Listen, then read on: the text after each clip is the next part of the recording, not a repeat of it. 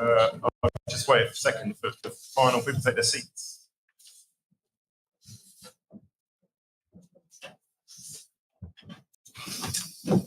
So thank you.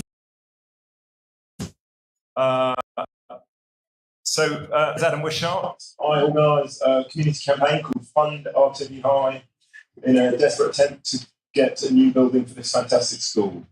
We think it's a brilliant school. My daughter now goes here, which is different to what it was 2 years ago. And it's full of ambitious teachers, brilliant teachers and ambitious pupils. And we think there should be a building that's fit for their ambitions.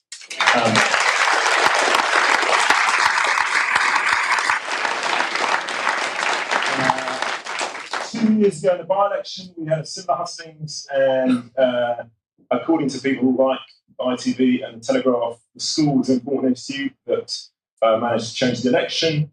And a few months after that, in August 2022, Rishi Sunak, in his leadership campaign, we want to build the school. He said he was going to fix Tiverton High, and we are still waiting. So we did get put on a list. But little, no diggers have hit the ground, no consultations happened. We are still waiting. Just a few bits of housekeeping. The first is that, as you can see, we are filming it. It's being streamed live, so that people who can't make it here can watch it. So if people are filming the audiences, if you don't want to be filmed, that's pretty difficult for us. So leave or sculpt in the background or something. And by being here, you understand that you consent to be filmed and for it to be broadcast, and people might do what they want. And the second thing is this project is living on air. It costs, the filming is done by volunteers. There are loads of other volunteers from TCAT, the school, whatever. But we have got some expenses. Setting up the sound and whatever else, and security, and so we're going to ask you for some money if you've got it at the end. The whole thing cost about 600 quid to organise, and we've lucky enough to get some hundreds from local charity and other individuals. But if you could contribute, there's about 250 people in the room. If you could contribute £1 or £2 each, that'd be great. And that's it. I'm going to leave you to George Parker, the political editor at the FT and an alumni of this school.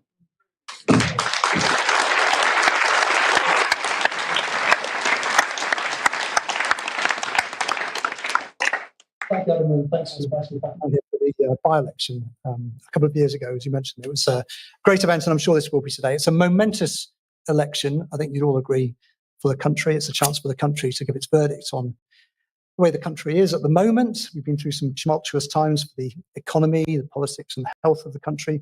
And of course, there's a chance for you to hear from our candidates about how they want to see the country go in the future.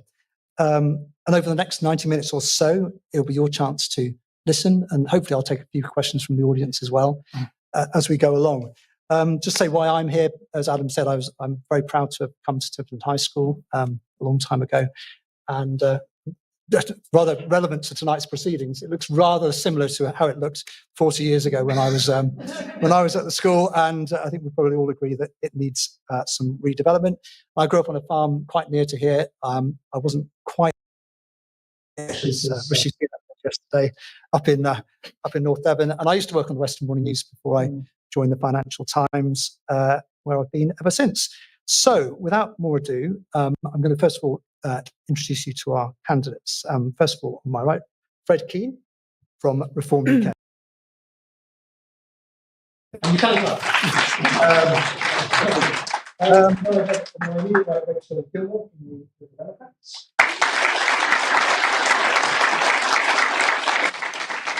On my left, Liddell-Grainger from the Liberal Party. And on my far left is Jonathan Barter from the Labour Party. And Laura Buchanan, who's our Green Party candidate, can't be with us tonight, but you will hear a statement read out on her behalf. Questions have been chosen by a committee of the great, so don't blame me. questions. And I said I will try and take a few questions along the way. Invite the candidates to be as tight as possible.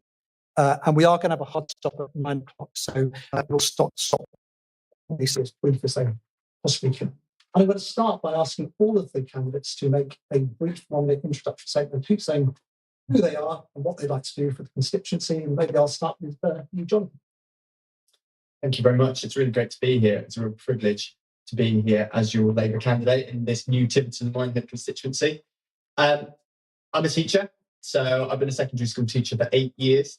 And what I've seen in education and what I've seen happen to families and young people over the past 8 years is life's got really tough for them and life's got harder for them. And there's 2 things you can do about it. You can either sit in the staff room, like that never happens, by the way, and you can complain about it, or you can stand up and you can do something about it. And this is my way of standing up for families and young people in a place where I grew up. I love this part of the world, and we desperately need stability in this country after 14 years of chaos. And I'm proud that the Labour Party are the ones to offer that stability. I'm really looking forward to hearing what you folks have got for us this evening. Thank you, Jonathan. Over to you.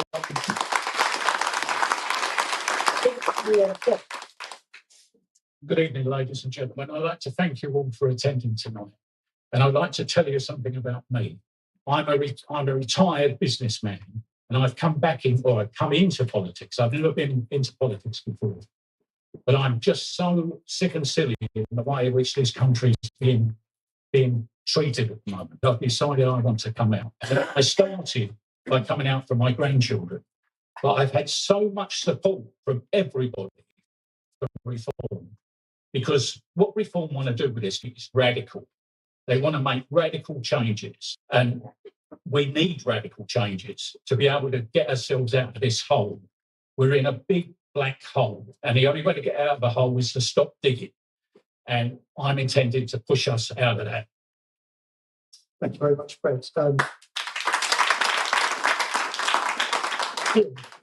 Thank you very much. I'm in Liddell-Grainger. Some of you probably know I've been the MP Bridgwater and West Somerset for now 23 years. But some of you also know I'm a bit of a maverick, and I tend to stand up and say what I think. And many of you I've spent on the doorsteps have said, but you said this about. An MP's job, first, second, and third, is to represent their constituents, regardless of who's in charge. And I've fought against my own party, for my party, sometimes against every other party, because I firmly believe that the job that I do not only is very serious, but it's one that should be taken very seriously. The behaviour of colleagues, and I'm not just talking about my colleagues, but other colleagues in the House, is simply unacceptable. The highest standards of public life should always be adhered to. And that is why I'm continuing to try to go on as an MP, and I'm standing here as a candidate, because I think it's a job to be done.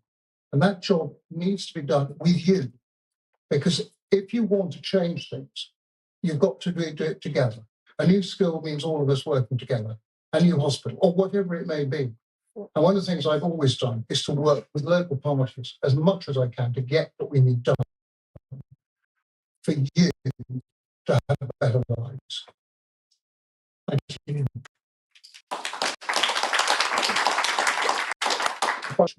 I'm Rachel. I'm a proud Liberal Democrat, and I'm a very hard-working Liberal Democrat candidate. I was lucky enough to be brought up in this area from Wellington, from Bradford-on-Tyne, and most recently for the last 20 or so years in Bampton of liberal democracy. Internationalism, passion, individualism, respect, and high standard office. I have knocked on over 22,000 doors since last September in this constituency. I have met some wonderful people, and I know from talking to them face to face, looking them in their eyes, that this new constituency desperately needs change. Thank you very much, Rachel.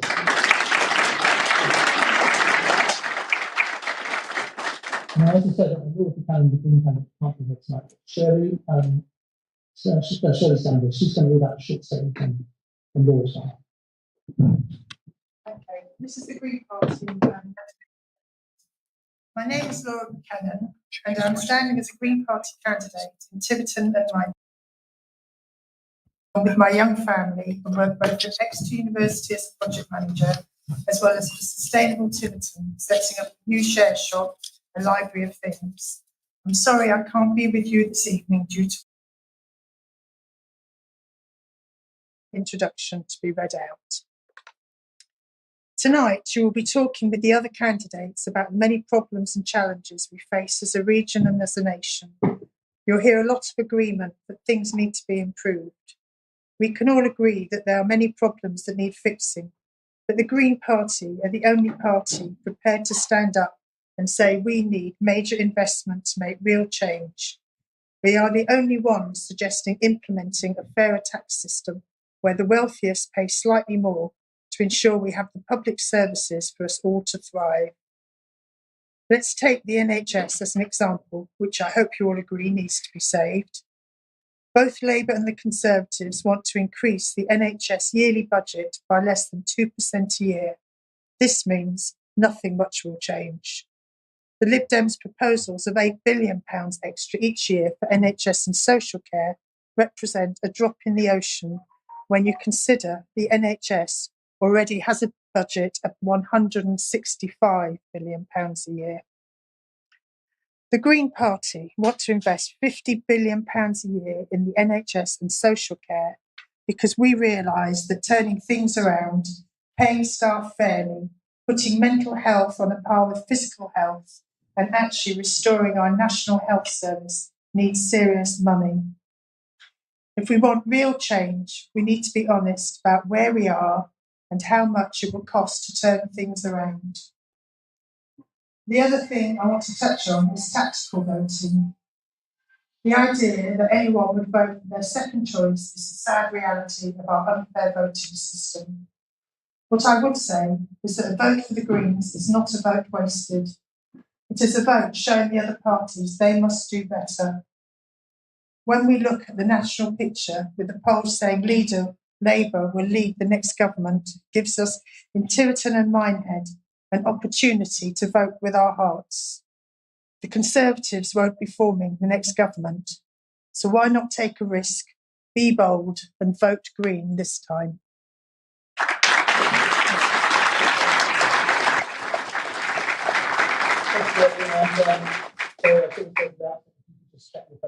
All switched off, and that would be of a great assistance. Now, the first question is going to come from Elsie, who is a Year 10 ambassador at Tiverton High School. Elsie.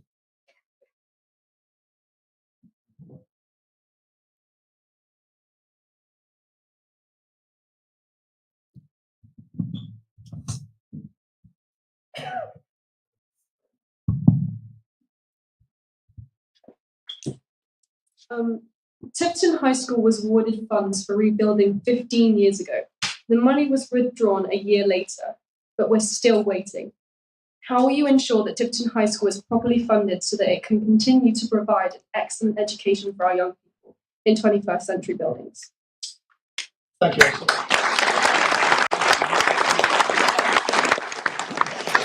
I have to say, sitting in the House of Commons reporting on politics, I've never known a school get more mentions in the House of Commons than Tiverton High School, but still we need the money to get the school rebuilt. So, Fred, can I come to you first? Yeah, certainly.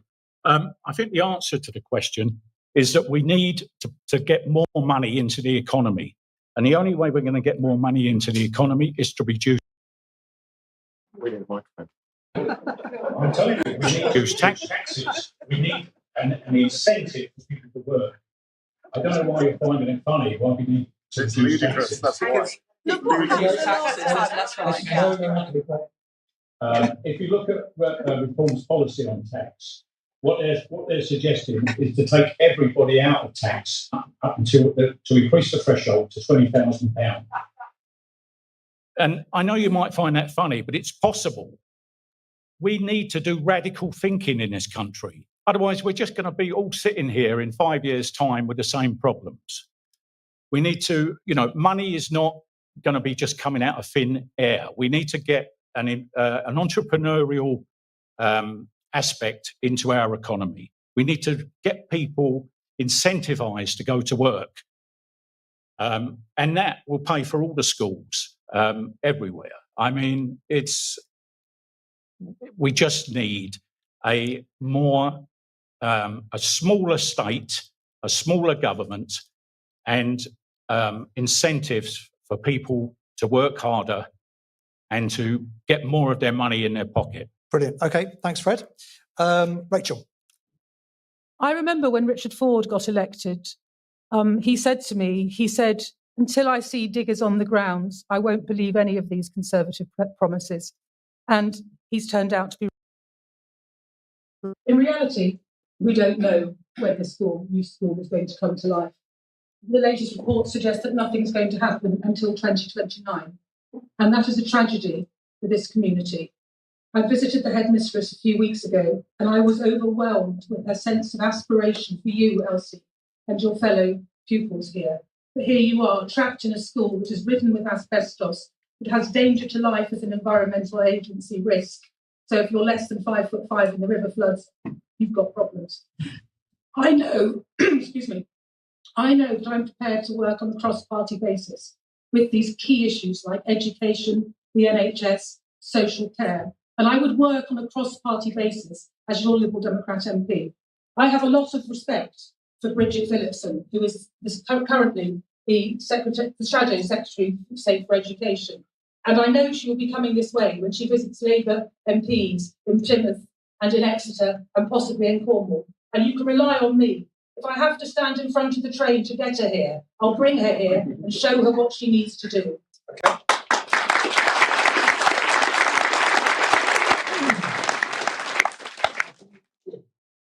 Thank you very much. When I heard the money had been put in, I've been around long enough to know it doesn't work like that in government. Everything in government is done in tranches, and this one has 5 tranches. So 5 tranches of.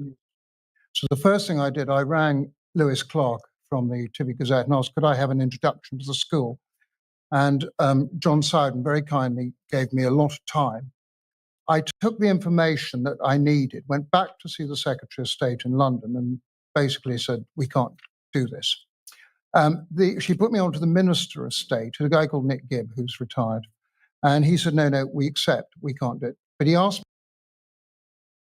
me, came back to see John, and John gave me the answers to all of them, what the school needed, which is slightly more than was anticipating.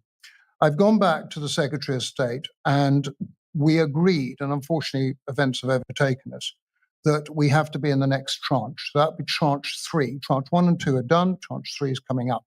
Events have overtaken us. So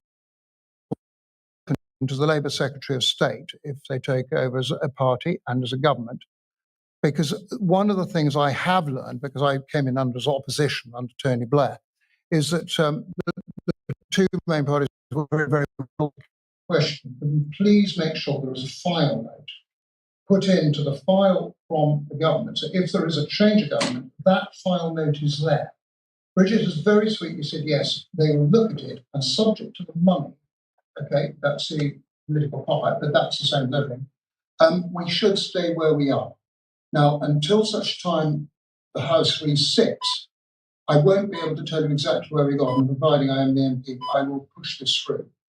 This has gone on too long. In Bridgwater, as you know, we've rebuilt basically 3 completely new schools. It can be done. It needs a lot of hard work, a lot of tenaciousness, and Rachel Ray said the right thing, working together to make sure we get it. So I think everything is in place to get it sorted. I'm very grateful to John and the entire school, because it really has been very, very long time coming in. It must come now. Thank you very much. And John. I just want to commend, Elsie and all of you, because you need to keep fighting and you need to keep banging the drum about this, because as a teacher, I've been there, I've done it. I've been in the sweaty classrooms, I've been in crumbling buildings, right, with 30 of you on a hot summer's afternoon. And, Labour are about breaking down the barriers of opportunity, because the education that you folks get is the single biggest determinant of your outcomes. It was certainly a massive one, right? And the buildings that you go to, I say the sobering thing of you spend most of your waking life in school. And they don't like that, but it's true. And I spend more of my waking life in school, but I'm paid. But the last thing you folks need is politicians of all persuasions coming in and saying, we're going to do this, this, and this, because and you guys must be absolutely sick to the back teeth of it. And, I will echo a lot of what's been said here. You folks deserve it, and you folks need to keep fighting. And, after this, I'm happy to sit with you folks and literally talk about how I can do something, however big or small that may be, after the 4th of July, of how we can get this done, because I think it is absolutely crucial. But I'm not going to sit here and do what other people have done and let you down, but the fact that if it is 2029, if it's 2029, that'll be 20 years nearly. And that's just not good enough. And it's a savage indictment on politicians of all persuasions. And okay. I'm sorry that you folks have had to wait so long. Brilliant. Now, Jonathan, what I'm going to do, I'll take some questions in reverse order here, because given we're in a school, I've got a second question on education. And these questions are all submitted by you and selected by our people at the door. This one's from Donna Allen, who says, education has been somewhat missing from the national debate. We all know that. What would be your priorities for raising attainment and funding in education? Well, the single biggest, and I do have a bit of an interest here, speaking as a teacher, the single biggest impact on the outcomes of young people is teachers, right? They are the most valuable resource they have. They're better than any laptop. They're better than any textbook. Yeah. And the fact of the matter is, we have got a recruitment crisis. So I'm going to speak personally. So I'm a history teacher. I know. Don't get me started on the Battle of Hastings. We'll be here all night. When I started just as a bog standard history teacher job, 30 applicants. So I was one of over 30 applicants that applied for my job.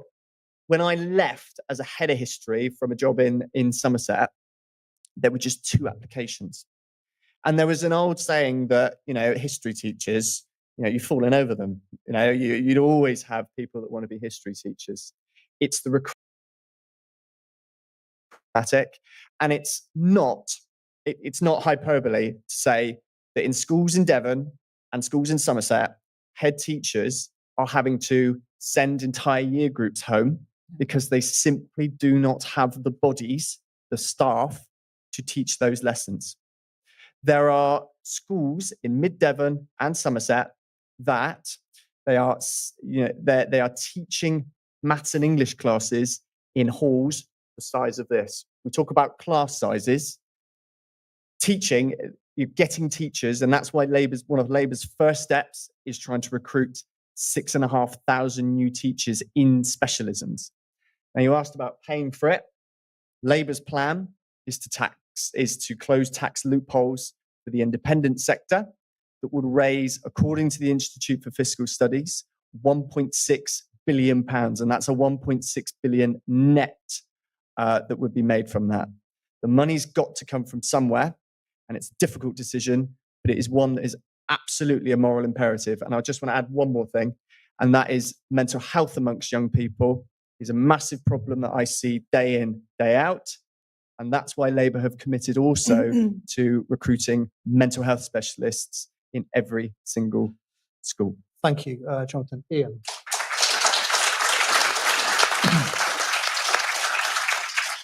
I completely concur with Jonathan on the recruitment crisis. Jonathan's taught in Bridgwater, and one of the skills that we've done a lot of work on. The other area I'd like to talk is SEN, special educational needs. It has been very difficult across the patch for all my career to make sure we have the adequate facilities for children with very special needs. Jonathan will tell you that, and if there's teachers in the room, you know yourselves that a disruptive child is difficult. You've got to be humane, you've got to look after them, you've got to try and do what you can. But if we need facilities to be able to take care of children like that, we've just built a brand new facility, as Jonathan knows, in Bridgwater, which we got the money from great cross-party help, and we actually succeeded in building a very special school there. Now, in Mid-Devon, we need to do the same. We need to be able to do this. One of the crises we have, and Jonathan's right, is on the basics, English, maths, arithmetic, the 3 R's. I don't know quite how you recruit more people. I know it's easy to say, give them more money. I know it's easier to say, give them more holidays. I know it's easier to say, better pensions. We've been through this in all my career, and we are yet still in a crisis. I admire the idea that we're going to be able to recruit. It takes a long time to recruit. If it's a doctor or it's a whatever, it just takes time. And last, I'd say this. Jonathan made a point about mental health. In 23 years, I've dealt with hundreds of cases, of course, I can't discuss them, but of people who are in schools, not just pupils, but teachers.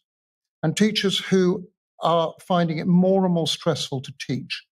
And I think that's the other crisis we have, is we've got to somehow reduce the stress levels amongst the people who we need most, which is to inform the young people to their primary, secondary, middle, whatever you want to call it, to university. And it is worrying that in the last 10 years, maybe a bit more, it has got a lot worse. And I'm not sure why. The pandemic put it through the roof for other reasons. It has come down again, but we are still having big issues with pupils and teachers who are not coping with the situation as the way they should. Sorry. Thank you. Rachel. Jonathan is quite right to talk about recruitment, but one has to ask oneself, why is it difficult to recruit teachers? You will have noticed that the teachers quite rightly went on strike last year. It wasn't for more money. It was for better places so they could do their jobs properly. And the Conservatives wouldn't even talk to them. It wasn't about money. It wasn't about holidays. It wasn't about pensions. It was about them wanting a facility where they could do the jobs that they loved and do it well. In terms of the Liberal Democrats, during the coalition years, which I don't like to dwell on. Why not? Why don't you want to dwell on it? Because it's the only time you've been in government in the last 100 years. We introduced something called the pupil premium. And the pupil premium was designed to be attached to individual children who were particularly deprived. And it worked very well. At my old school in Wellington, St John's Primary School in Wellington, 64% of the children were on the pupil premium.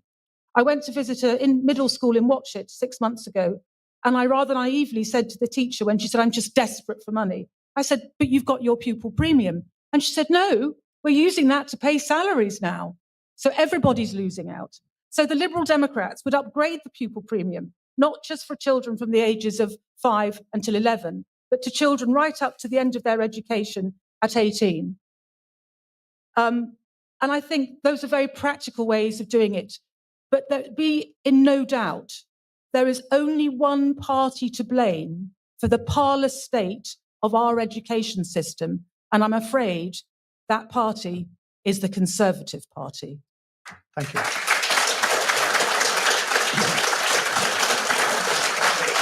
Thank you. And finally, Fred. Yeah, what I'd like to say is, Jonathan, I agree with that class sizes are too large. But what I can't understand from the Labour Party is that they want to put VAT on private education, which is going to cause a lot of people, and they're not necessarily rich people, they're just people who would like to... Sorry. They're not necessarily rich people. They're ordinary working people who want to give a better education for their children. What I find ridiculous is that that's going to drive more private schools into bankruptcy, and we're going to have bigger class sizes, not the reverse. What reform are proposing is to give people a 20% tax relief if they send their children to private school, to try and take the pressure off the public system. Okay.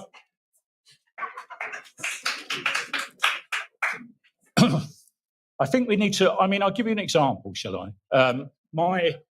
My granddaughter, or I've got 5 grandchildren. One of my granddaughters is 12 years old. She's currently at secondary school. She cannot learn in the classroom.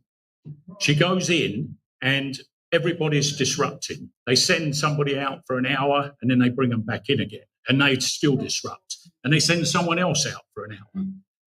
And listen with the all right. He's not.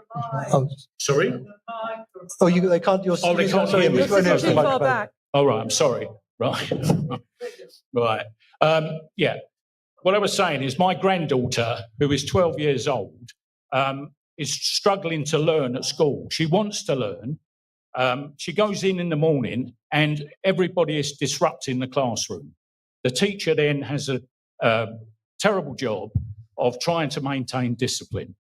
They send out these people, these boys and girls, to some sort of exclusion room.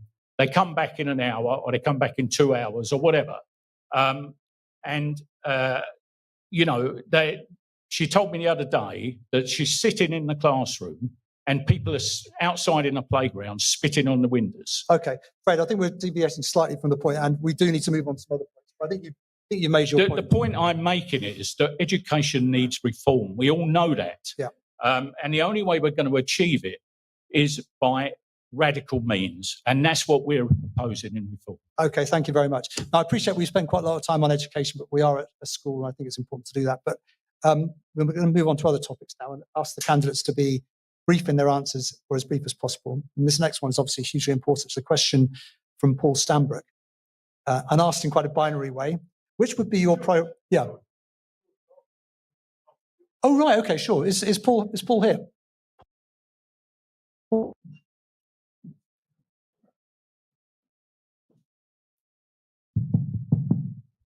Right. Which would be your priority? Tax cuts or the National Health Service? Right. Maybe I can start with you, Rachel. I thought you were going to ask what my priority was going to be for this constituency, but maybe that will be in somebody else's question. The answer is the National Health Service. But the National Health Service, without social care, is never going to be effective. And we can see that happening across our communities. And the Liberal Democrats, since the manifesto we produced in 2001, have always said that to make the NHS more efficient, to make social care more efficient, you have to have them on a parity. And from visiting old people's homes in this constituency, I've heard at first hand how essential that is. Beds are being blocked in the NHS because there isn't enough social care. Even worse than that, old people are being encouraged to stay at home for longer because it's cheaper rather than going into a state-funded old people's home. And they are living in the most abysmal circumstances because there isn't social care to look after them. And just to finish off, it's not just about more special social care. It's about the way we treat and value our carers. I find it offensive that a carer can be paid £8.50 or £9 an hour. Our policy is that they should have every opportunity to train within the care sector, that they should have parity with nurses and people like that. And there should be a recognition under the Equalities Act under 2010 that people who have been experienced carers or people who have experienced care should have a characteristic protected under the Equalities Act 2010. And I think that will raise the game for our carers, for our social services, and for our NHS. Thank you.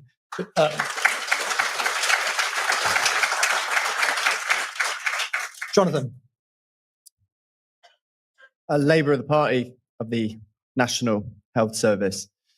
What we have is a National Health Service that is, much like many other public services, it is on its knees.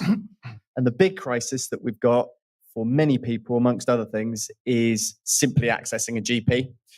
I mean, I've been there. I'm sure many of you in this room have. 8:30, 8 o'clock, pick up the phone, and I'm there. I'm waiting for the time to tick by, and I'm 15th in the queue. And then I've got a class to teach, and then that's the end of that. It's really, really difficult.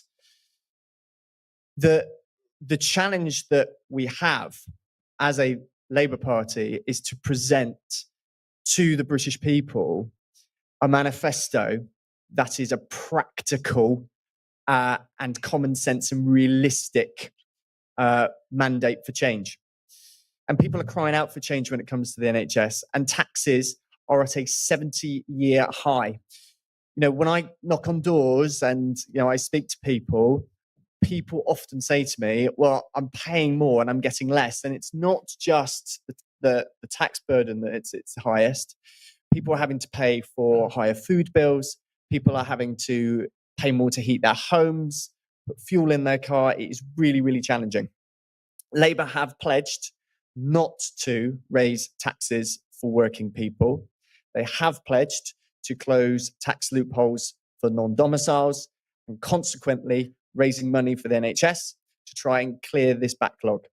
Part of it will be about recruiting more doctors. That's not easy to do. And the Labour Party have been quite clear that there is no magic wand to this, and that's going to take time. But Wes Streeting has been brilliant with this and spoken about the need for reform. The National Health Service needs reform. So we need to harness things like technology. It is somewhat tricky to understand why it is much easier for me to book online to cut my hair than it is to actually see my GP. But that's absolutely fine. So there is a balance. The National Health Service needs money, and the Labour Party have presented a fully costed plan to get that money. Thank you. Sorry. Ian, to you. Thank you very much. I want to take it into three bits. I've known this for a long time, and the recruitment crisis is getting worse. There is no one reason for it. Less people want to go become a GP. It's 7 years of training. It is very expensive. Being a junior doctor is not easy. The stress at a junior doctor level in any hospital you go in is enormous. The continuing training, if you want to become a consultant or any other specialist, continues up to 10 years. And people now are in a very different place than they were a few years ago when the NHS, I think, has changed. I'll come on to that. And therefore, we do have no easy magic wands, which you said. The second on social care, I think myself and MPs from across the political divide in the House have been arguing that social care should be taken out of county councils, unitaries, and put back into the NHS. The county councils or unitaries are not capable of doing this. I can give you an easy example. Somerset County is going bankrupt because of social care. They physically can't afford it anymore. Devon will follow, but I don't know when, because we cannot continue this way. The problem we've got is if we say that we are going to raise money for social care and put it through the counties, you quite rightly will say, are you sure it's on social care? If we say we're putting the same amount of money into the NHS to do social care, I think probably all of you will say, yes, that's money well spent. And the third part is the NHS itself. When it started in 48, technology, life expectancy, all the rest of it was very different to what we are now. As Jonathan said, the technology within the NHS is simply staggering. The ability to keep us going with hips, knees, whatever it may be, is incredible. And thereby, this has come at cost. And the problem we've got is that the NHS cannot keep up with the advances that we are getting in age. We're getting older. We're being kept alive longer. There's more work that can be done to keep us alive. And unfortunately, we haven't got, and whatever party's in charge, the ability to discharge people at the rate we need to keep either Taunton or Exeter free. And therefore, we really have to decide in this country, and it's going to have to be a cross-party discussion, how we take the NHS forward for the next 30 years and what it'll look like. And it's going to have to be a very frank, open discussion. And a lot of people will say no, and a lot of people say yes. But somewhere along the line, we've got to get to that middle ground because we cannot go on the way we are. Thank you. Unfortunately. Well, I can come on to that if you like. Well, maybe, I think you've had a good say there, Ian. I think actually, thank you very much, Lady in the Orange. Some people will say that this frank discussion will involve a discussion about whether taxes need to go up. I suspect, Fred, that won't be your prescription. No, it's definitely not my opinion. What I think is, and the question was, should we have tax cuts or improve the NHS? And my answer to that is we should have both. And it can be done. It can be done. If you look at the health services in other countries and you compare them to ours, I mean, waiting lists in a lot of the European countries are almost zero. And why is that? Sorry? It's nothing to do with not liking the EU. I'm just giving you an example. It's not EU. I don't like the EU. I don't like the EU, that's for sure. I think we need our own sovereignty in this country. But apart from that, let me just put this to you, that it can be done. What we need to do is to reform the NHS in lots of ways, particularly on funding. It can be funded, it always needs to be free at the point of delivery, we know that, but it can be funded in various other ways. I agree with what's been said on this table about social care. I think it should be cross-party. You know, it's so big and it's been, put in, it's been disregarded for years. And it needs, because that's really one of the main problems with the NHS, because people are stuck in beds and it's a problem. Right. Do you mind if I sort of cut in, because we're going to move on to our Yeah, go on then. Is that all right? Because we've got a lot of topics to get through. Okay, sorry. Sorry, no problem at all. Because it's important subjects in this constituency, above all others, I suspect. A question from Andrew Hughes about farming and food security.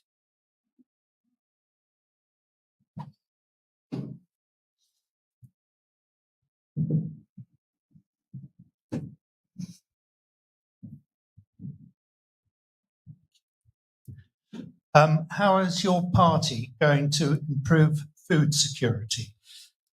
Thank you, Andrew. Question. This new constituency, Ian, must be one of those agricultural constituencies in the country. What's your answer to the question? It's a very interesting question. I'm actually a farmer. My wife is in the audience. We're both farmers, and we were brought up farming. I think this country has spent too much time, and this is me being me, on trying to stop farmers actually farming. Absolutely. We are putting solar panels on areas that they shouldn't be on. Windmills are different, but solar panels, we're taking very good agricultural land, and I've seen proposals down here which really worry me. The problem is that we have gone down the route of trying to say that imports are good. I don't think we can justify bringing vegetables from Singapore or corn from Australia or whatever when we can grow it ourselves. And one of the biggest problems that we have is we've allowed the supermarkets to dominate the market. Now, the National Farmers Union has been pushing back with the red tractor and many other things, as you will know, Andrew.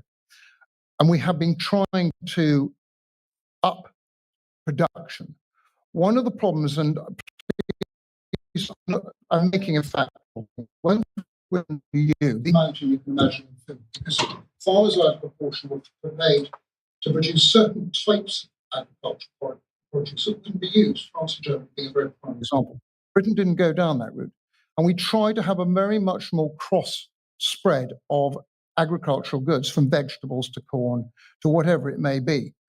We then changed that and said, look, we want to have more environmental responsibility. We have to do that. In 2014, we flooded half the levels because of climate change. We've got to be obvious it's happening.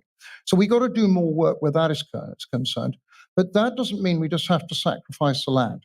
We have brilliant land in this country. We grow the best grass in the world. Our husbandry and our management of farms and farming is absolutely superb. And our marketing systems are incredible. We just don't use them. We should use them more. And I do praise the NFU and the CLA and other organisations, which you're, I think, well aware of, Andrew, in that we've got to do more to secure the land here for producing our own food. We saw what happened when the war in Ukraine started, which none of us could control. We had a serious problem in this country, and we were left not as bad as we were in 39, but it was very, very difficult, as you all remember, when the shelves ran dry in the supermarkets. And that is the lesson. And since then, we've been putting money into agriculture to try and get back to basics. Sorry, this is an awful cliche, but back to basics to grow the very basic things we need. Yeah, thank you for that. Fred, over to you. Yeah. In part, I agree with Ian. I think we need to stop asking farmers to, not to grow food. And I think that's what's happening. They relied on a lot of subsidies from the EU. We need to relook at that. Most farms can't survive without subsidies. There's other ways around this. The supermarkets need to be looked at with their prices. I think some of the government institutions, example, I was at the Leonardo helicopter factory yesterday, employ 3,000 people. There's no reason that they've got military contracts. there's no reason why they can't have British food in their canteens. Things like that. We need more innovation into farming. And I just feel so. I was talking to a farmer yesterday, and he just doesn't know what's going on. He tells me farming is a long process. They need to look forward 5 years on farming, and he can't look forward 5 minutes at the moment. Thank you. Thank you. Rachel. Your question was about food security. So I'm going to take it at both that technical level and the fairly basic level of food provision, if you don't mind. As you know, or maybe you don't know, I was the first woman on the board of the National Farmers Union for 100 years, which was a challenge in many ways. One of my jobs was to resurrect the Red Tractor campaign. And in order to do so, I did a lot of market research because the farmers were absolutely convinced that the British public wanted to buy British food. And the results of this research was quite obvious in a way, because it's just straight after foot and mouth. Surprise, surprise, the British public want to buy safe food so that it doesn't kill them. Price and where it came from came third and fourth down the line. But both Ian and Fred are right. Your job as farmers is to supply food. It is to grow food. I don't imagine that if you're particularly a sheep farmer from Exmoor, you'll be overjoyed at our government's decision to do trade deals with New Zealand and Australia. For goodness sake, we're going back before the days of the European Common Market. I've got a farmer in my ward. I'm a councillor here for Clare and Shutton, and unusually, this farmer is a member of the Labour Party. So we have some wonderful discussions. And he said to me when I was talking to him quite recently, what this lot, and he means the Conservative government, have done to farming is going to create something akin to the Highland clearances. The Western Morning News reported immediately after Brexit that 50% of farmers were going to go under. And I'm sorry to say that the Conservative Party, that likes to call itself the party of farmers, has done nothing to support you. They made you promise after promise after promise after promise, and you took some notice at Stuart Roberts and the Liberal Democrats. Thank you.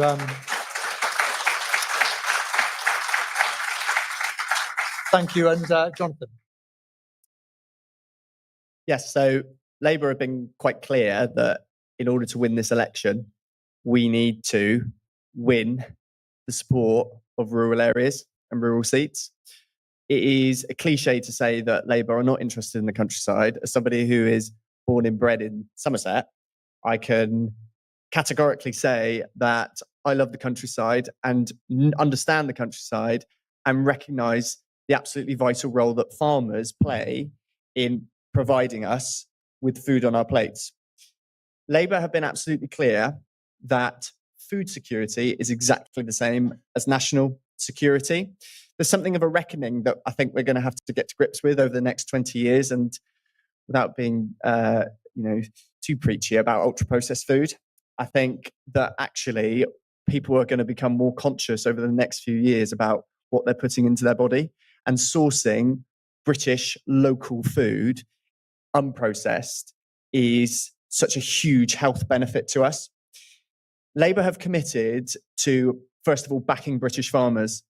Labour have committed to ensuring that at least half of all food provided in public sector institutions, so such as the National Health Service, such as schools, such as prisons, is sourced from Britain. And if we can get low food miles on that, that's brilliant. The second thing is the cost of living. The reason why farmers have struggled over the past 2 years or so is, one, because of a bungled Brexit deal that was meant to be oven ready in 2019. We need to make sure that that works better. We need to make Brexit work for British farmers. But also, we need to try and tackle the cost of living, particularly dairy farmers. Dairy farmers are facing a crisis of fuel in order to produce the food that we have. So Labour have committed to a publicly owned energy company and publicly owned green energy company called GB Energy.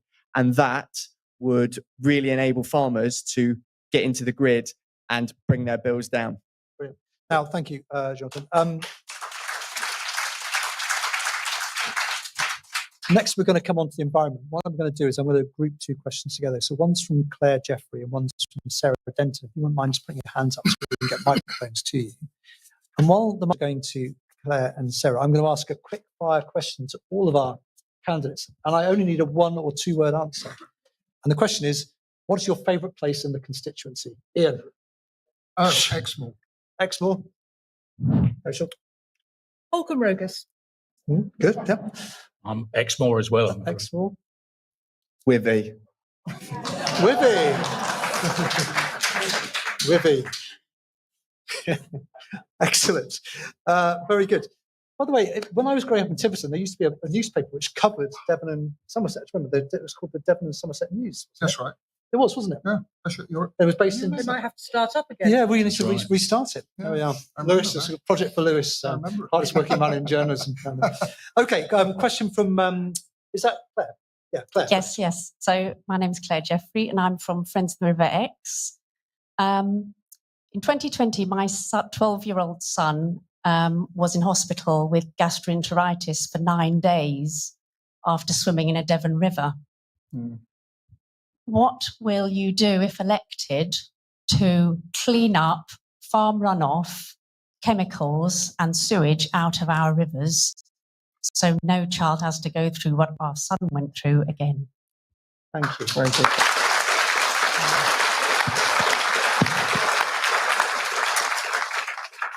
That's a question from Sarah. Thank you. David King, chair of the Global Climate Crisis Alliance, wrote recently that humanity's survival is still within our grasp. What radical steps would your party adopt to address the climate crisis?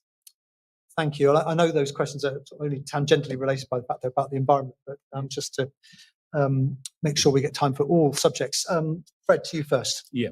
Well, if I take the first part of the question on cleaning the rivers, as you probably realise, I believe in free capitalism, but where I draw the line is on these water companies. I think they should be they should be funded by government, and they should be completely away from the independent sector, because what they're doing at the moment is just brutal. They're paying their shareholders, and they're not putting investment into the rivers. So I would ask for that. Imagine we form quite radical. We're not climate deniers. We're not climate deniers. We can see with our eyes that the climate is changing. It's been changing for thousands of years, really. I'm not sure it's man-made. I mean, I'm not a scientist. Okay, well, you can say what you like, but I'm just telling you my opinion. I'm not positive it's man-made. I'm not a scientist. But what I think is definitely a problem is that we're not going to achieve these net zero targets. And I think everyone knows that. I mean, you know, they're talking about getting rid of petrol vehicles. One party is by 2030 and one's by 2035. It's not going to happen. It's not going to happen. How is it? We haven't got the infrastructure in there. We haven't got the ability to produce that amount. So I think we need to look at this thing in its whole. We need to just decide on. I think we need really a discussion, a national discussion on climate change. Thank you, Fred. Well, you definitely started one in the hall, that's for sure. Jonathan. I mean, I just think your experience is just awful, and it is a sobering reminder of why this is so important. And it makes me really angry that you have had to go through this, and that our rivers are literally used to dump raw sewage. You know, I teach, if I could just sort of go back to my history teaching for a moment, you know, I teach children about how back in medieval England, we were dumping sewage in the river, and it's still happening now. And that, to me, is criminal. And that's why we need to get tough on these water companies that are failing to provide us with adequate clean water. Labour have said that what they would do is they would put failing water companies into special measures, and those that persistently don't clear up their act, no pun intended, there will be criminal charges brought. There needs to be severe fines in order to make sure that we're getting these water companies to do as they are supposed to be doing. And they're basically self-regulated at the moment, and it can't go on. And local rivers near me have had sewage dumped in the river in 3 figures, hundreds of times. And that makes me really angry. We talked about climate. If we could be here all night. It's such a massive issue. The world is literally burning, and we can laugh, or we can actually have the political will to do something about it. And that's why Labour have been absolutely clear in terms of getting to grips with this. I mentioned earlier on about GB Energy, a publicly owned energy company that aims to get Britain onto clean energy by 2030. This is bold, but it is necessary. It will synthesize this idea of economic growth along with the moral imperative that we have to put climate justice and social justice at the heart of a Labour government. Jonathan, I think, because I said we can talk all night about it. Go ahead. Yeah, so that's fine. Apologies. I'll bring Ian in. It's quite interesting. I have covered 2 water companies, Wessex, which is in Somerset, South West Water is here. Wessex are a totally different organisation to deal with. The chief executive guy called Colin Skellett, who is quite a remarkable character, and every time I've rung him up when there's been a leak, and I have up till 3 weeks ago covered the levels, which you never muck around with. You just don't make mistakes on the levels, and you know why. They've sorted it. It has been dealt with, along with the Environment Agency and along with many other organisations. Nobody works in isolation in climate. We all work together. This company here, I think I've been threatened with legal action at least 5 or 6 times by them for standing up in the House and not only personally attacking the chairman, the chief executive, just about everybody. I cannot understand why we can't get to grips with the company down here. Thames Water's the same. The management style is unbelievable. The chairman comes from the Cabinet Office. There's no experience here. Is this to do with privatisation? Yes, I actually would agree with that. I would agree taking them back. I can remember when they were owned, the local water companies were owned by us. I'd have no trouble with that at all, because water is too important. I should know. I've dealt with it. David King, if you don't know about David King, Google him. He's a quite remarkable man. Jonathan made a comment which 1 or 2 laughed at. We are in a crisis. We are in a real crisis. It's no laughing matter. On the climate. On climate, we have to work together. We've just landed a battery factory in Bridgwater. We fought hard to get it because it's part of the mix. We're looking at a lagoon in Bristol Bay, which is a big infrastructure project, because we can produce clean energy. We've got to revisit putting diesel and petrol cars back. I know the reason for it. I understand it. But we also have to use more technology. We have the technology to do most of this. A lot of it comes from China, I accept, but we've got to get it from somewhere. We have to use it. We can now do hydrogen, cold and hot, in a shipping container. It's game changing in across the world. We've got to use that. I know a lot of people don't really know what we are doing, but we've worked across parties. All the parties in the House have worked together. So we don't have Reform MPs, but everyone else.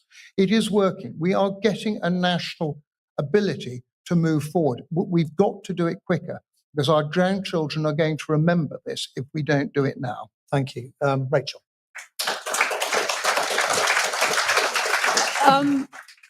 Thank you very much. I'll take the rivers first, if I may.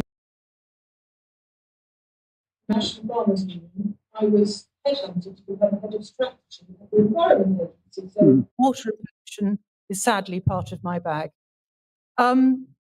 Since I've been selected here, I've had meetings with local fishermen, including Rita, which is very ably chaired by Billy Heathcote-Abery.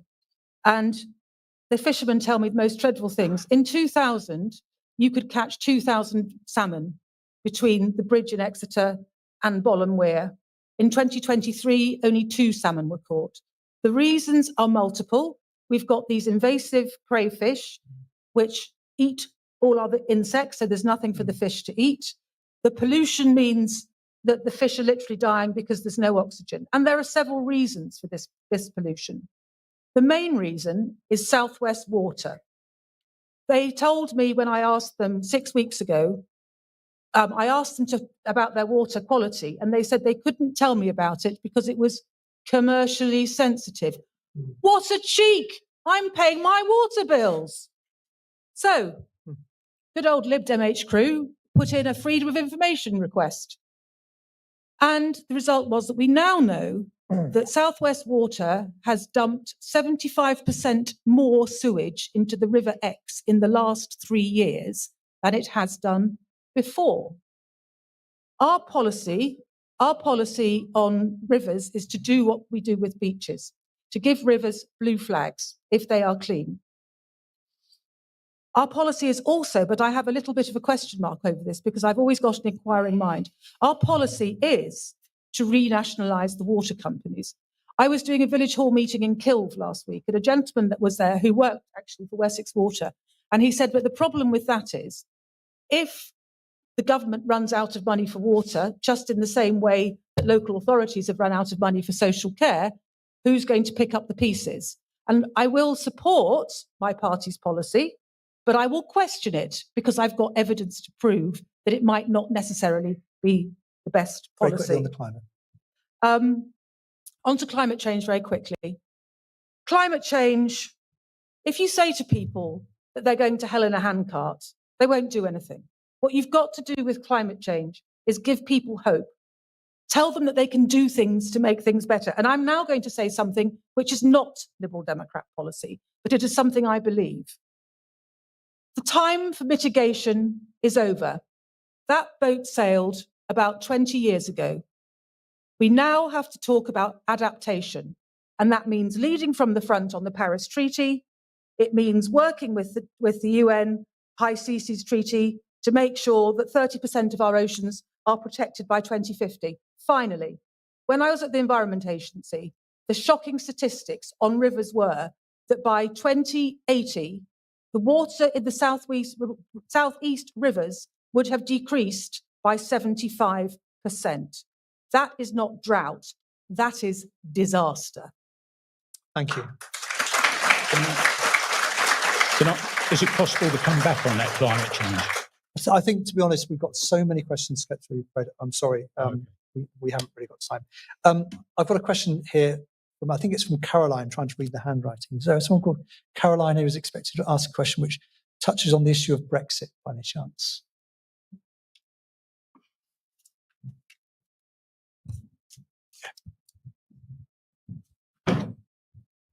Great. How do you see the future of this nation as a sovereign state or amalgamated with Europe and possibly the world? Thank you. Ian. It's a very good question. Most of you don't know this, but I actually chair the Commonwealth at the moment.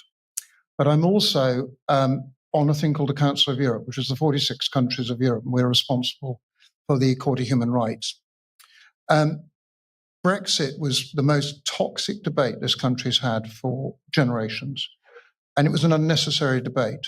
Mm-hmm. There is a lot wrong with Europe. My God, you just have to look at it at the moment. But we can't live in isolation. We're an island. I've spent the last, my former chairman died, unfortunately, putting the Commonwealth back together. It's now 56 countries we've grown. And one of the things we've explicitly looked at is working as a much more broader system of trade, of understanding.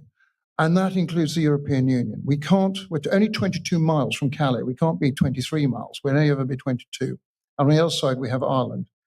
I'm a great advocate in working with the European Union. I've done it now for it's just over 14 years when I was appointed by Gordon Brown, actually. And to you go out you there. supported Remain? Sorry? Did you support Remain? No, I actually didn't vote because at the time Theresa May had called in Hinkley Point, and it was made very clear that May withdraw, and I happened to be the MP for Hinkley, so I was stuck. But in conjunction with both my Labour colleagues and my Liberal colleagues, they did a brilliant job. But it was a very difficult time. But I just could not upset 12,500 jobs and what's going on there. But coming back to this, we must have a relationship with Europe. I've worked there. I know so many of the MPs. I know so many of the heads of government. I've even met Vladimir Putin, God help me. But this has to be formalized. One of the things I have pushed my party hard on is getting this ability to deal with Europe. They want to deal with us. We want to deal with them. There is a common sense approach. We can do it on trade. We can do it on movement. We can do it on, we did it on medical. I think that was the obvious one during the pandemic. We can do it on technology, banking, financial services generally, and so much more. Notwithstanding, Andrew, farming. There is a common ground here. We need to negotiate to do it. And it is, the door is open. Forget what happened in the European Parliament, that's different. We're talking about nation states. They want to talk to us, we want to talk to them. We've been one of the most successful islands in the world. Forget the history of it, but we have been. We can do this again, but we've got to work together to achieve it. Thank you. Rachel. No, it's me. Sorry. I think that Brexit was probably the biggest own goal that this country has had since we lost the Americas. 74% of people who voted for Brexit now regret it. Our policy in our manifesto is that we should do our utmost to rejoin the single market, because at the moment we are paying to import and we are paying to export. And you might wonder why your food has gone up so much. It's partly inflation, but it's partly those factors as well. I'm going to tell you a very brief story. As you know, I live in Bampton, and just before the EU referendum, I was asked by a friend of mine who happens to run a garage. And he said to me, Rachel, I really don't know what to do with this European referendum. I just don't understand it at all. And I said, okay, I'll tell you a story and I'll try and explain it to you in very simple terms. I said, right, you run a garage in, let's pretend you run a garage in Bampton. He said, I do. I said, no, let's pretend. So you're running a garage in Bampton and you've just opened this garage and you decide that you're only going to mend cars if they come from the Outer Hebrides. And he said, well, why would I do that?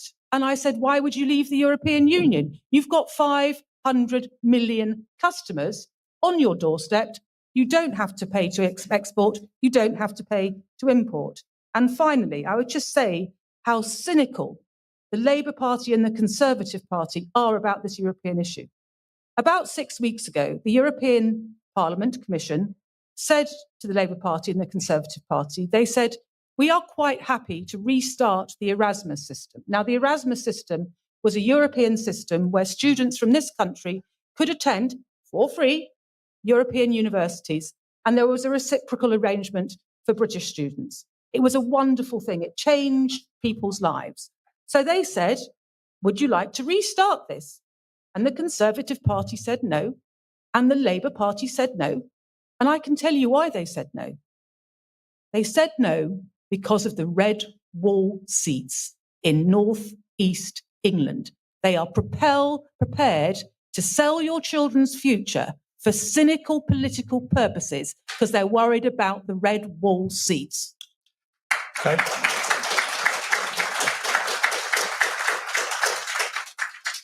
Fred. Yeah, I don't think we've got Brexit at the moment. I don't think the people that lead us want Brexit. I think Theresa May was probably one of the worst prime ministers we've ever had, and she certainly didn't have a wanted Brexit to happen. Northern Ireland is still in the EU in lots of ways, with VAT and all sorts of things. How many of you out there would like to be told or have laws given to you by Brussels? Because if we go back in the EU, that's what's going to happen. No, we vote in Brussels as well.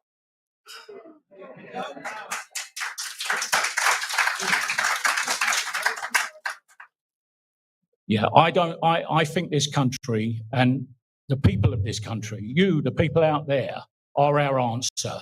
we can get through this. We can trade with the EU, of course we can. But we certainly don't want to have freedom of movement. We don't want to get back to that. Because we're... Yes, we do. Well, you might, but most people don't. We voted to leave the EU. Okay. That was a... Sorry. Finish the point, Fred. Yeah, we voted to leave the EU. It's no good moaning about it. It was a democratic decision, and we need to go through with it, and we need to make the most of it. Thank you very much. And I think, as a matter of record, the majority of people in this constituency did vote to leave. I suspect it may not be representative necessarily in the hall tonight, but just a reminder. Some people may have checked. I can see. Jonathan. Your question was about whether we're sovereign or amalgamated with the world. We have to bear in mind is the world is profoundly shifting. Britain has been a tiny island that for hundreds of years has punched above its weight, but the global order of things is transforming massively. We've got the emergence of these new superpower economies. So places like China, places like India will be coming along within the next 30 years or so. The whole dynamics of the globe are going to change. And we've got to reconcile with that. Whether we like it or not, Britain made a decision to leave the European Union back in 2016. And we've got this sort of mangled relationship with the European Union at the moment. And Labour have been quite clear that we need to reset that relationship because we are an island, but we cannot solve the profound challenges that we've spoke about this evening, such as farming, such as the climate emergency, such as asylum, without working with other sovereign nations.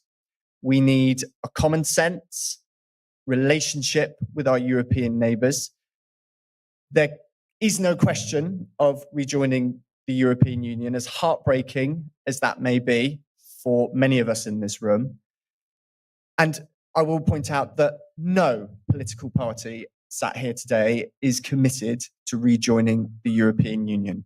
We can quibble over the ways we want to have a relationship with the European Union, but to all intents and purposes, the political debate with that for the moment has been settled. Okay. And I think it will be up to future generations to decide how that relationship works. Thank you, Jonathan. I think I read on page 112 of your manifesto that your long-term ambition is to rejoin the European Union as a matter of fact. Yes, but it's not for our generation. It will be for the next generation or the next generation. Our position is quite clearly a bit like Labour's, that we would like to work more closely with the European Union. But one of the crucial things is joining that single market so we don't pay to import and we don't pay to export. Thank you. Now, we've got a question on a really important subject. I know, especially in Tiverton and Minehead, which is on affordable housing from Patrick. If you could put your hand up, Patrick, at the back. And in the meantime, I'm going to take a quick question from my old French teacher, Ivan Godfrey, down here. And he's going to ask a general question, I believe, but I want just from each of you one specific answer to his question. Is it going to be in French? It will be in French. Pourquoi pas, mon vieux? Many people say that politics today is broken and the political system is broken. What steps, if elected, would you take to repair our system, which I believe personally is totally broken at the moment? Now that is a typically brilliant question, but quite an open-ended one. So I'd want one idea from each of you, starting maybe with you, John. I think I'm going to speak from the heart on this one, I think. And being a candidate for a political party has been one of the most eye-opening experiences I have ever had. And I'm somebody who, in my day job, I'm in a classroom inspiring minds or boring them, however they want to see it. And I think what we want from our politicians is integrity and honesty. And I think I can't comment on other people, but I can comment on me. and I can comment on my integrity. And I think that's what you folks deserve. And I'm somebody who grew up here, who understands this part of the world, who loves this part of the world. And I think it's about being a politician that represents all views. We have got a diverse range of opinions in this audience today, some of whom I will agree with and some of whom I won't. But I think it's about listening to people. Okay, that's fine. Fred. Yeah, I agree. I think that the political system is broken in this country. And I can only tell you, as I say, I've just come into politics, and I can only tell you, Tiverton, in Minehead, wherever, most people come up to me and they say they've lost trust. And trust is a very difficult thing to rebuild. You can lose it in 5 minutes and it can never be rebuilt. The reason they've lost trust is because all of the politicians, and I'm not pointing any fingers here, but in general, will make you all sorts of promises until they get into power. And then one reason or another, it doesn't happen. Okay, thank you very much. Rachel. Farage is not making false promises. Okay. So that's a, thank you very much. Okay. Thank you. Rachel. I'm sure every candidate on this panel recognises the privilege that it is to be part of democracy, and we must remember that and forget it at our peril. I would say that if elected to this as MP for this new constituency, the most important thing for me would be you and accessibility from you to me. Because without accessibility, without holding surgeries, without replying to emails, without replying to telephone calls, the compact, it's a compact, not a contract, between constituents and their representative is lost and it becomes meaningless. And I pledge to you tonight that if I am elected, you will be the most important people in my life, except for my husband and 4 children. And I will hold those surgeries, answer your telephone calls, reply to your emails, and I will be honest with you about what happens in this constituency, and I will not be taking your trust for granted. Thank you. Ian.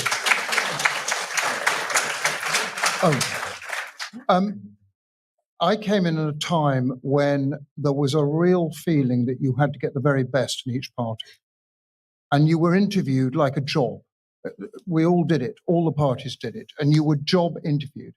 I was asked about my background. I was asked about the jobs I'd done. Were they relevant? And it was the same in the other parties, exactly the same. That has gone. You now get there by patronage more than you do by your ability to do the job. I spent 23 years fighting sometimes my own party more than I fought anyone else, because the job of an MP, you're the last port of call. If something goes wrong with you, it's my responsibility to try and sort it, no matter how difficult it is. And I've dealt with some not nice cases over many, many years. But that's not the same across the country. Some of my colleagues have been absolutely disgraceful. I have no qualms in saying that. I live with my wife, Jill, my children, well, they're grown up now, same age as Rachel's, but you live a life of service. That's what we are here to do. Your job is to look after you. No matter if you lose your holiday or your Sunday or the weeks go, you've got to get back to your constituency and deal with those situations. That has gone. The contract in a lot of seats between the MP and it goes across all the parties. It's not just one, it's all parties, has gone. And we've got to get that back. And I would like to see the higher quality people coming forward. And I know lots of people put it forward, well, the pay's not very good, the ration's not good, the rest of it's not very good. It is. It's the way you do the job. Good comment. It's the way you do the job. You've got to be prepared to sacrifice yourself and your families to do it. Okay. And over 23 years, I can assure you, I've seen it change, and not for the better, but we can get it back. And I think all of us need to make sure that we live to the highest standards and not do things like look at tractors in the House of Commons and other things, and make sure that we live for what we're meant to do, which is service. Thank you, Ian. Right, we've got time for 2 more questions because it's a... Yes, it is. Okay, Patrick, question about housing. Thank you, George. What specifically are you going to do to influence the building of more affordable homes in the constituency? Thank you. I know this is a very big and important question. Maybe it's you, Jonathan, first. So we're currently experiencing a housing crisis. For too many people in this part of the world, they simply cannot afford to get on the housing ladder. They are locked out of that property owning dream. And the big thing that Labour have said that they're going to do is build more houses. And how do you do that? You have to reform the planning system. We need to be on the side of the builders rather than the blockers. That is not to say that there are not challenges with that. We need to make sure that communities are part of this process. But the question needs to be not if they're going to be built, but how they're going to be built. But we also need to help first-time buyers. We need to give them first dibs on new property developments to make sure that they can have the pick to get themselves a home for themselves or their families. And likewise, Labour have committed to backing a mortgage guarantee scheme, a government-backed mortgage guarantee scheme. Okay, because for so many people are priced out of property. Fantastic. Thank you. Ian? Thank you very much. Very straightforwardly, I would do every development 30 to 50% social housing, low-cost housing, whatever you want to call it. Simple as that. That's the first thing. Second thing, I will give you an example. In Sedgemoor and West Somerset, we actually do that, especially with the Exmoor National Park, for reasons I suspect you understand. The second is give more powers to housing associations. They're superb. I've met lots of good housing associations. We use the 106 agreements to make sure the money is available, along with direct government funding, which has been going for 30, 40 years, to a housing association. They do an incredible job. And lastly, because I think we've got to keep this short, we've only got 4 minutes, is that it is absolutely right we need to build more houses, but they've got to be the right type of houses, the right size, and also have the amenities to go with it. So I'd like to see every house have solar panels and voltaic cells. I'd like to see the upping of all insulation. And I'd like to make absolutely sure car chargers and other facilities that people are now going to need for EVs, etc., are built in. Right. Now, we just have to tell the housing companies to do it, and they will do it. Now, I'm guilty because I pushed and pushed for this along with a lot of colleagues across the House, and we're still trying to get it. Thank you. Before I come to Rachel, Maria Hurl, could you put your hand up so we can get a microphone to you down the front there? Rachel. I'm a Mid-Devon District Council for the beautiful ward of Clarence Shutton. I, at the moment, have 2 homeless families on my watch, and I have done my utmost to get them housed, including reaching out to friends, as Franny will tell you. We currently have 4,000 people on the social housing list in Mid-Devon. That equates to 5% of the population.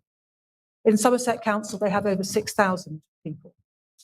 The Liberal Democrat Party policy is that we should always build on brownfield sites where possible.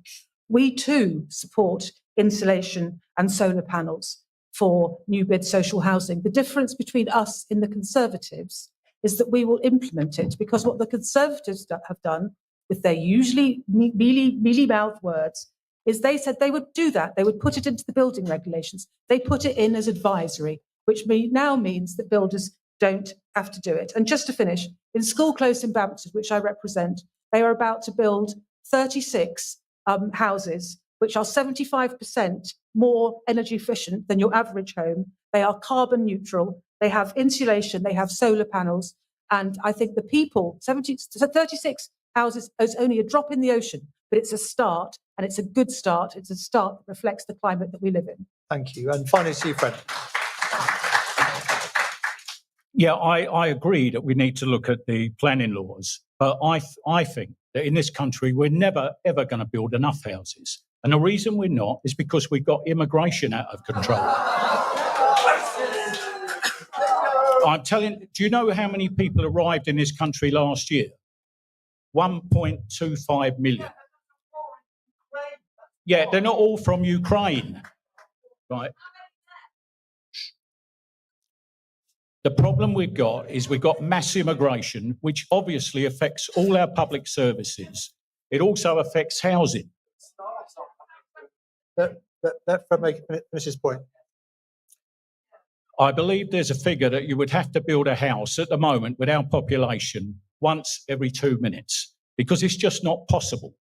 We need to freeze immigration. We need to freeze non-essential immigration. I must say that we still need immigration. We still need people in the health service and the social care, but we need to freeze the other immigration and let the country catch up. Okay, thank you very much. Right, we are almost finished. We've got one final question. I'm going to ask all of our candidates to be brief and give succinct answers to Maria's question. We all make mistakes. What is one political mistake you have made, and what did you learn from it? Okay, maybe Rachel, would you like to go first? In 2001, I famously stood for Totnes, and I stood against, I can't call him a gentleman, a man called Anthony Steen. And I described him, and it was reported in The Economist, I think, I described him as a burnt out, white-haired old man. And I was rightly, absolutely told off and excoriated by Mr. Steen's friend, who was indeed writing for The Economist. But when he was thrown out by David Cameron for fiddling his expenses several years later, I thought perhaps I was right after all. So half a mistake. Fred. Yeah, Fred. Yeah, I think my biggest mistake was not coming back into politics earlier. I've come in too late. Very good. Okay, Jonathan. Well, I'm going to make a slight confession to everyone here. I once went to a Liberal Democrat garden party. and the conclusion I made afterwards, the conclusion I made afterwards was, I don't want to be a Liberal Democrat. Why not? What happened at the garden party so deterred you from Liberal democracy? They didn't have a gluten-free option. Oh, that is actually quite surprising. Really at a Lib Dem function. Okay, finally to you, Ian. My biggest political disaster was one that was rather public, was when the levels flooded. I wasn't hard enough, quick enough. And I couldn't get the Prime Minister down at the time. In fact, it was the Prince of Wales that got him down. And I was yelling at Cameron, literally in a street. I was so angry. And I didn't get him down. Another 2 weeks earlier, we probably wouldn't have had the problem we had. And it's one of my greatest political failures. And I'm able to say to you all that if you make a political failure like that, you never get over it. It's a nightmare because so many people were displaced. It was a horrible, ghastly, terrible time. Thank you very much, Ian. And could I just say, could we just show our appreciation to all of our candidates this evening? Thank you very much. Thank you.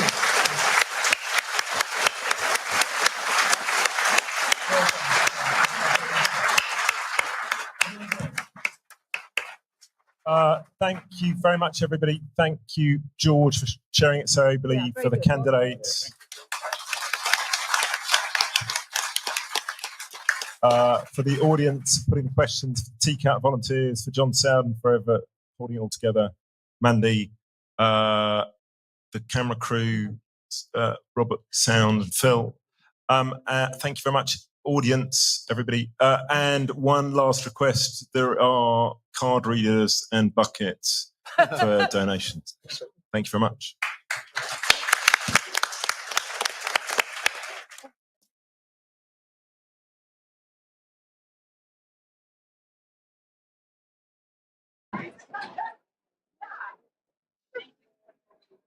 Yeah.